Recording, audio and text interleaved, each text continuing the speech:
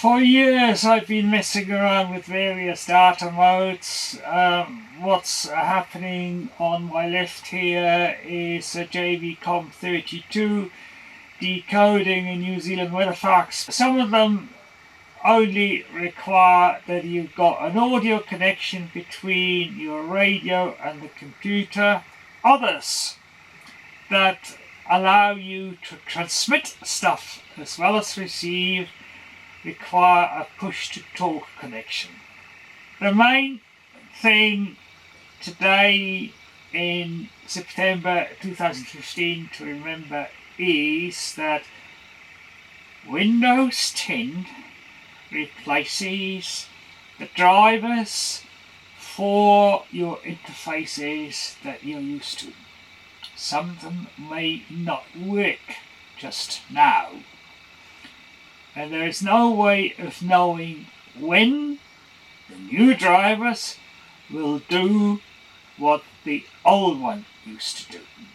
On my left you see a box on a piece of white paper, and this is my current implementation of the push-to-talk facility for my transmitter.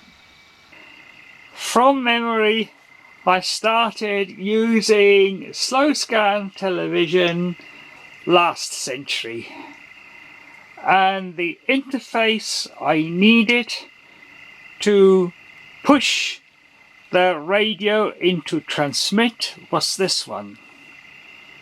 It is a USB to serial interface. You see the old RS-232 type of plug in the center top.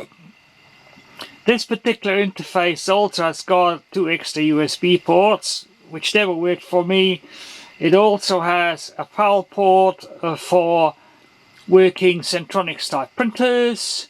I wanted the interface to use a scanner, and the scanner instruction says that this won't work with a USB interface.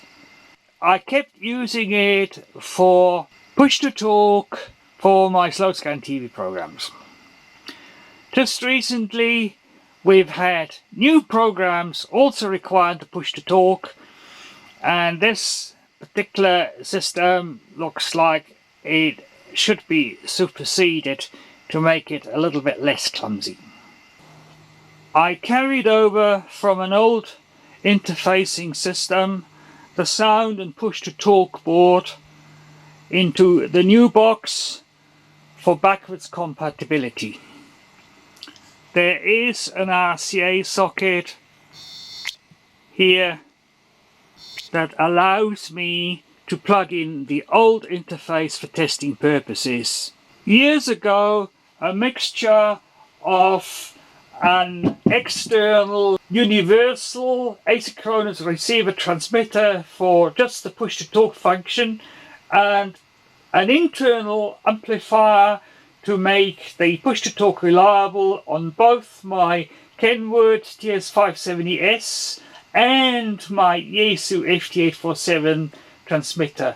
But recently Andy Brill 01COP suggested that there was now an interface available that would actually fit into the same box as my sound adjustments.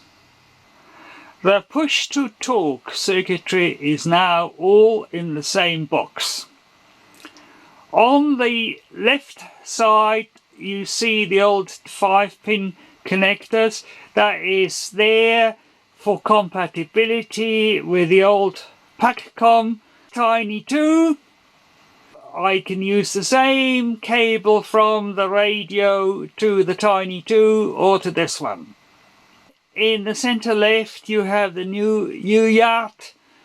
It's an FTDI product, the same as the external device I showed you at the beginning. On the right hand side you have the optical isolator.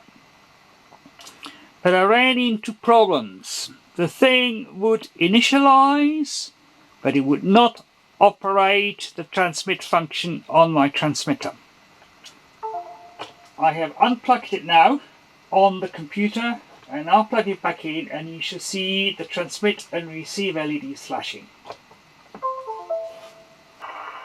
As I was constructing and implementing the new UART device for push to talk, I was also installing Windows 10, and transmit did not work because Windows 10 was replacing the old FTDI drivers that were working. And hopefully I can demonstrate now how it works.